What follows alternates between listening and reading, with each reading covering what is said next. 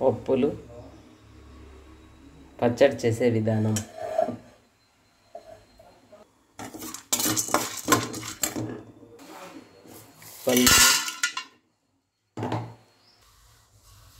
పల్లీలు, శనగపప్పులు అంటే పుట్నాల పప్పు అని కూడా అంటారు. పచ్చిమిర్చి, అలాగే ఇంతటితో పచ్చిమిర్చి, కొద్దిగా సాల్ట్,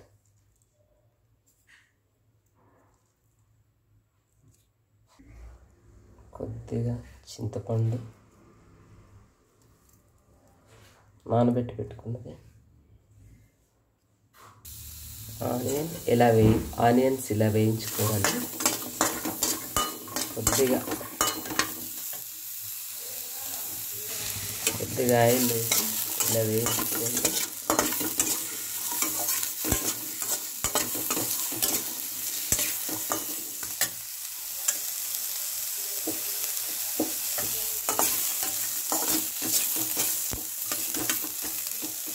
ఇప్పుడు ఇవి వేయించి పక్కన పెట్టుకుందాం. వెల్లుల్లి కూడా వేసుకొని ఇప్పుడు మనం మిక్సీ పట్టుకుందాం.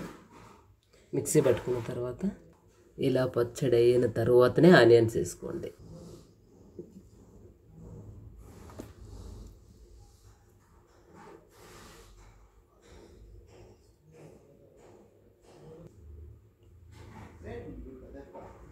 ఫైనల్గా పచ్చడి రెడీ.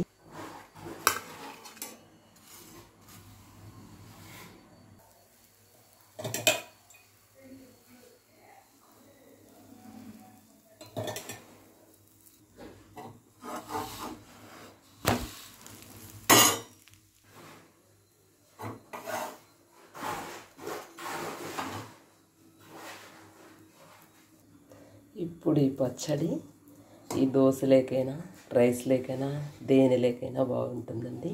ఒకసారి ట్రై చేసి చూడండి. దోశలేకైతే చాలా చాలా బాగుంటుంది. వావ్!